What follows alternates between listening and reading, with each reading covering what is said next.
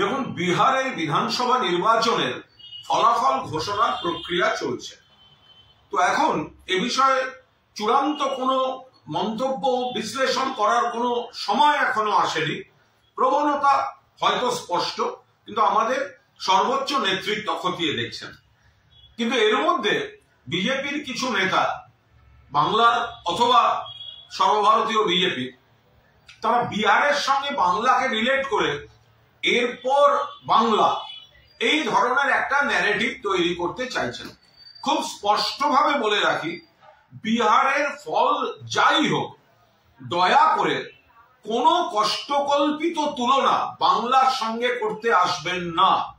বিহারের ফলাফলের বিন্দুমাত্র প্রভাব বাংলায় পড়বে না। আপনারা এসআইআর বা এই ধরনের যা ইচ্ছা চক্রান্ত করতে পারেন, তার মোকাবিলা মমতা ব্যানার্জির নেতৃত্বে অভিষেক ব্যানার্জির সেনাপতিত্ব হবে। কিন্তু বাংলার রাজনীতির ফ্যাক্টরগুলি সম্পূর্ণ আলাদা।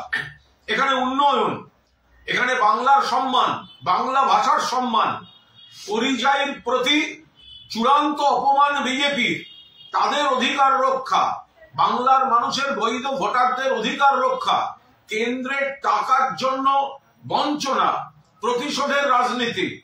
এখানে বিজেপি মানুষের দ্বারা প্রত্যাখ্যাত, আর শীত গ্রীষ্ম বর্ষা মমতা বন্দ্যোপাধ্যায় ভরসা, যার উন্নয়নের মডেল অন্যান্য রাজ্যকে অনুসরণ বা অনুকরণ করতে হয়। ফলে বিহারের রেজাল্ট যাই হোক, তার প্রভাব বাংলায় পড়বে না এবং সম্পূর্ণ ফ্যাক্টরগুলি আলাদা।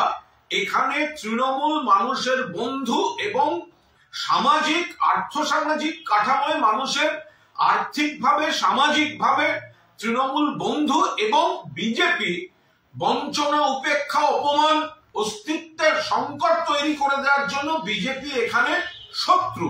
ফলে 250 আসন নিয়ে প্লাস মাইনাস চতুর্থবারের জন্য বাংলায় মুখ্যমন্ত্রী হতে চলেছেন মমতা বন্দ্যোপাধ্যায়। বিজেপি যে নেতারা বিহার দেখিয়ে বাংলা টেনে সকাল থেকে মন্তব্য করছেন, তারা অকারণ পরিশ্রম করছেন। বিহারের সঙ্গে বাংলার ফ্যাক্টরগুলির মিল নেই এবং বিহারের নির্বাচনের কোনো প্রভাব বাংলায় পড়বে না। বাংলায় তৃণমূলের পাশে মানুষ ছিলেন, আছেন, থাকবেন এবং বিজেপি এখানে প্রত্যাখ্যাতই থাকবে। আর বাকি নির্বাচনী বিশ্লেষণ বিহারের, সেটা আমাদের নেতৃত্ব খতিয়ে দেখছে।